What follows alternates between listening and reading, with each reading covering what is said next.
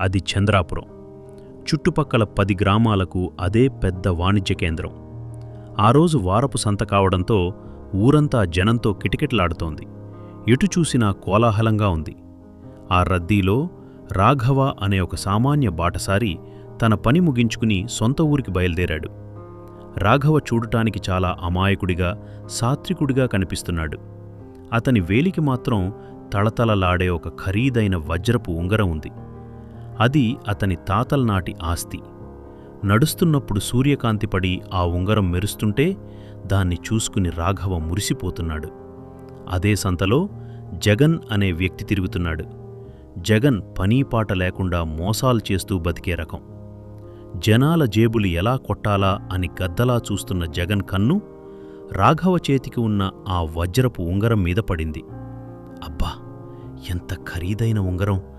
దాన్ని ఎలాగైనా కుట్టేయాలి అని మనసులో ప్లాన్ వేశాడు. రాఘవ దగ్గరకు వెళ్ళి చాలా ఆందోళన నటిస్తూ పలకరించాడు. ఏవండి బాబూ, మీరు ఈ ఊరికి కొత్తా అని అడిగాడు జగన్. అవునండి, పక్క ఊరే అన్నాడు రాఘవ అమాయకంగా. అయ్యో, మరి మీకు తెలీదా? ఈ మధ్య ఈ సంతలో దొంగలు విపరీతంగా పెరిగిపోయారు. ఒంటిమీద బంగారం కనిపిస్తే చాలు, ప్రాణాలకే ముప్పు. మీరేమో అంత ఖరీదైన ఉంగరం పెట్టుకుని ఇలా నిర్లక్ష్యంగా తిరుగుతున్నారు అని భయపెట్టాడు జగన్. ఆ మాటలకు రాఘవ కంగారుపడ్డాడు. నిజమా అండి, నాకు తెలీదు అన్నాడు. వెంటనే జగన్ నమ్మకంగా, అవును బాబూ, జాగ్రత్తగా ఉండాలి. అయినా ఆ ఉంగరం చూస్తుంటే అచ్చం నిజం వజ్రంలాగే ఉంది. దొంగలు పడితే కష్టమే అన్నాడు. ఇది నిజమైన వజ్రమేనండి, మా తాతల కాలం నాటిది అని గర్వంగా చెప్పాడు రాఘవ. ఓహో, అదృష్టవంతులు మీరు. ఒకసారి ఇలా ఇవ్వండి, దాన్ని ఎలా దాచుకోవాలో చూపిస్తాను అంటూ చేయి చాపాడు జగన్. రాఘవ ఏమాత్రం సందేహించకుండా ఎదుటివాడి మాటలు నమ్మి ఉంగరాన్ని తీసి జగన్ చేతిలో పెట్టాడు. అంతే, ఉంగరం చేతిలోకి రాగానే జగన్ ముఖం మారిపోయింది. ఆ ఉంగరాన్ని తన వేలికి తొడిగేసుకున్నాడు. రాఘవ ఆశ్చర్యంగా, ఏమండి, నా ఉంగరం ఇటివ్వండి అనడిగాడు. దానికి జగన్ వికటాట్టహాసం చేస్తూ, నీ ఉంగరమా? పిచ్చివాడ్లా ఉన్నావే, ఇది నా ఉంగరం. ఎంతో కాలంగా నా వేలికుంది కదా అని గట్టిగా అరిచాడు. రాఘవ్ షాకయ్యాడు. అన్యాయం చేయకండి బాబూ, ఇప్పుడే కదా నా చేతిలోంచి తీసుకున్నారు అని బతిమాలాడు. దొంగ దొంగ, నా ఉంగరం కోసం నన్నే దొంగ అంటావా అంటూ జగన్ ఎదురుదాడి మొదలుపెట్టాడు. దాంతో అక్కడ పెద్ద గొడవ మొదలైంది. చుట్టుపక్కల ఉన్న జనం వెంటనే పరుగెత్తుకొచ్చి ఇద్దరినీ విడదీశారు. విషయం తేకపోవడంతో వారిద్దరినీ గ్రామ న్యాయాధికారి భూషణంగారి దగ్గరకు తీసుకెళ్లాడు. భూషణంగారు చాలా అనుభవజ్ఞుడు. ఎవరి ముఖం చూసైనా నిజాన్ని పసిగట్టగల దిట్ట. ఆయన ఇద్దరినీ చూసి, ఎవరు ముందో మీ వాదన వినిపించండి అన్నారు. మొదట రాఘవ కన్నీళ్లు పెట్టుకుంటూ జరిగిందంతా వివరించాడు. అయ్యా, అతను దొంగల భయం ఉందని నమ్మబలికి నా ఉంగరాన్ని చేతిలోకి తీసుకుని ఇప్పుడు తనదే అని బుకాయిస్తున్నాడు అని వాపోయాడు. వెంటనే జగన్ కోపంగా కల్పించుకున్నాడు. అయ్యా, ఇతని మాటలు నమ్మకండి.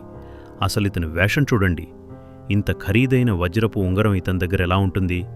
ఇతను నా దగ్గర ఉంగరం చూసి కన్నేసి దాన్ని కాజేయటానికి నా మీద దొంగనింద వేస్తున్నాడు. అది నా ఉంగరమే అని చాలా ధీమాగా, నమ్మకంగా అబద్ధం చెప్పాడు. న్యాయాధికారి భూషణంగారు ఇద్దరినీ ఆ ఉంగరాన్ని నిశితంగా గమనించారు. రాఘవ కళ్లలోని ఆవేదన, జగన్ కళ్లలోని అతి తెలివి ఆయనకు అర్థమయ్యాయి. కాని నిరూపించడానికి సాక్ష్యం కావాలి కదా.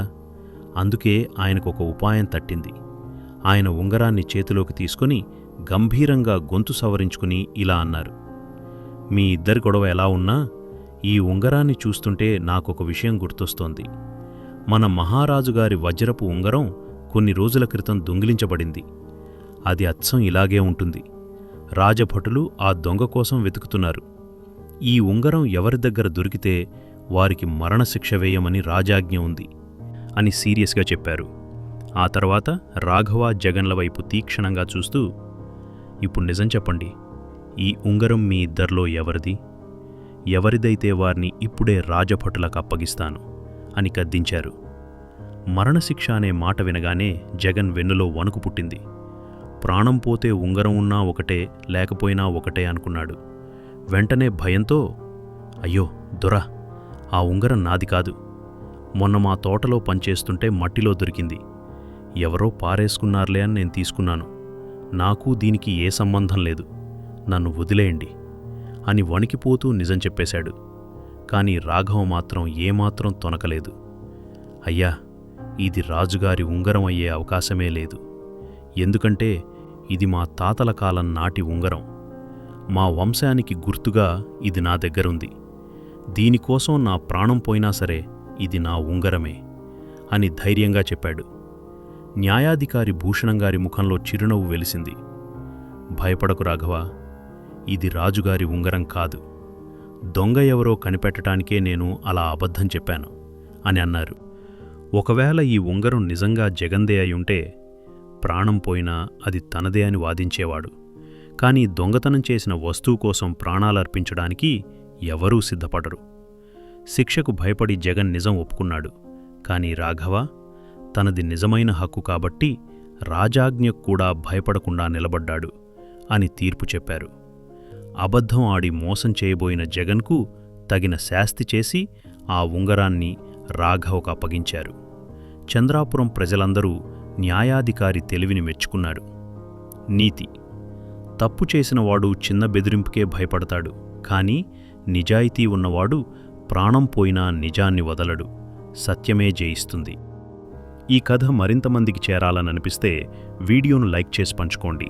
మా ఛానల్ను సబ్స్క్రైబ్ చేయడం మర్చిపోవద్దు. తదుపరి ప్రేరణాత్మక కథతో త్వరలో తిరిగి వచ్చేస్తాను. అప్పటివరకు సహనం పాటించండి, కృతజ్ఞతతో ఉండండి, జీవితంలో ముందుకు సాగండి.